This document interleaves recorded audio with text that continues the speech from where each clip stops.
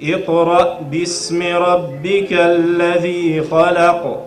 مەراسیمی ڕێزلێنان بۆ سەرکەوتوانی پرۆژەی بەهاری زانست بەڕێوەچوو.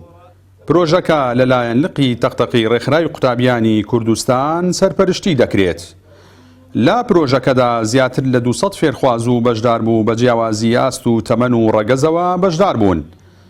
لە مەراسیمێکی شایستەدا سەرجەم بەشداربووانی خولەکان و قوتابیانی زانستە شەرعیەکان بڕوانامە و خەڵاتی ڕێزلێنانیان پێبەخشرا.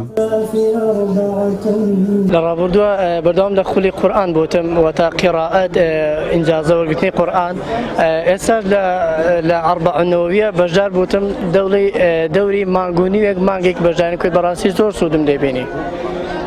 هیوادارم ئەم لقا هەتامەوە هەر بەردەوام بێ لەم زانست و زانیارە بەڕاستی زۆر بەسوودە. بەشدار بوومە لە بەشی قیراءات کە باشی تەجویدی کردووە لەگەڵ قیراءات و تەفسیریشی لەگەڵدا بۆ کە چەندە مامۆستامان لەگەڵدا ماندوو بوون. یەکێک لەو مامۆستانە مامۆستا چیمەن لە کۆیەوە دەهات و یارمەتی ئێمەی دەدات.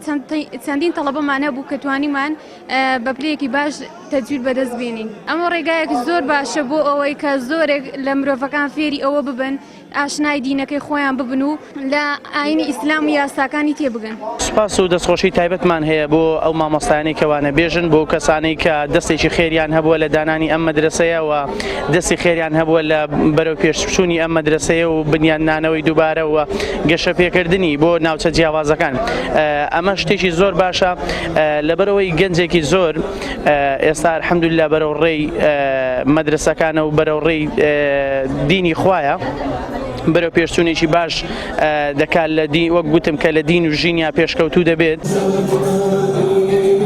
ئەوانەی لە مەراسیمەکەدا بەشدار بوون بەشێکیان قوتابی قۆناغە جیاوازەکانی قوتابخانەی عەبدوڵڵای کوڕی عومەرن بۆ فێربوونی زانستە شەرعیەکان. بەشێکی دیکەشیان بەشداربووانی خولە جۆرە و جۆرەکانن کە ژمارەیان زیاتر لە 6 خول بووە و ژمارەیەکیش لە خولەکان درێژخایەنن و بە درێژایی ساڵ بەردەوامیان هەیە.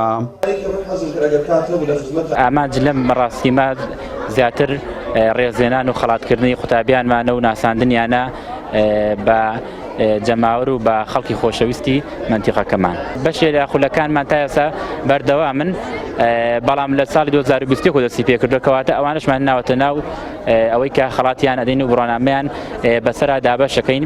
ئێمە توانین بەردەوام بین ئینشاءالله بەپێی ئەوەی کە باردۆخەکە بگونجێت و ئێمە لە خزمەتی قوتابیانی خۆمان داین و هەر بەردەوامیش بوونە لە ماوەی ڕابردوودا کۆمەڵی پرۆژەمان هەبووە هەم بۆ پۆلی 12 لە ناوەندەکانی خوێندن.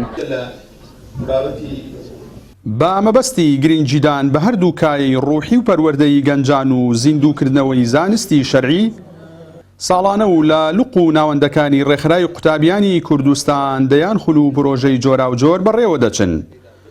بە وتەی بەشداربووانیش بێت خول و پرۆژەکان کاریگەری ئەرێنیان لەسەر گەنجان و لاوان داناوە و لێکەوتە خراپەکانی دنیای تەکنەلۆژیایان کەم کردووەتەوە.